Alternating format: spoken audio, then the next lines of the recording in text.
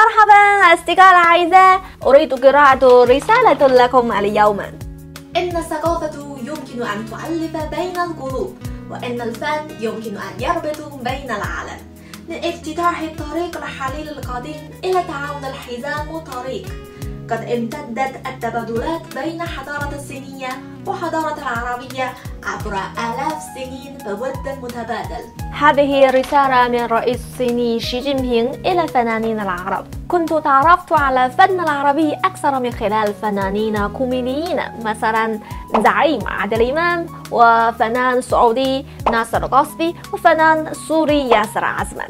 مؤخرا اكتشفت مزيد من فناني كنوز العرب الذين لديهم إنجازات عالية في الرسم والنحت، مثلا الفنان المصري أحمد محمد إسماعيل نوار، وفنانة السعودية تغريد بقش وغيرهم.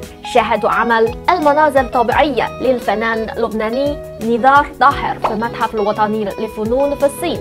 مزيد ومزيد من أصدقائي الصينيين لديهم فهم أشمل للثقافة العربية من خلال أعمالهم الفنية. منذ عام 2009 دعت الصين فنانين مشاهير من الدول العربية إلى الصين كل عام.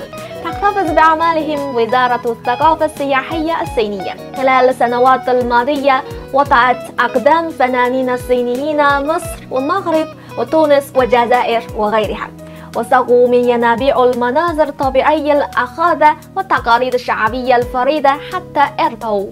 العلاقة الصينية العربية تشهد الآن نقطة انطلاق تاريخية جديدة.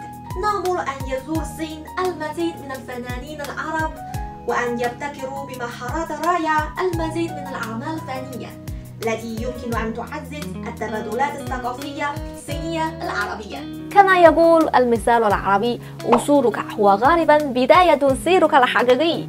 أعطتني هذه الرسالة كثير من الحافز للذهاب إلى المزيد من الدول العربية والمشاركة في تمثيل أعمال الكوميديا العربية المحلية والتعاون مع المزيد من الفنانين العرب. أقترب أكثر من تحقيق هذا الحلم.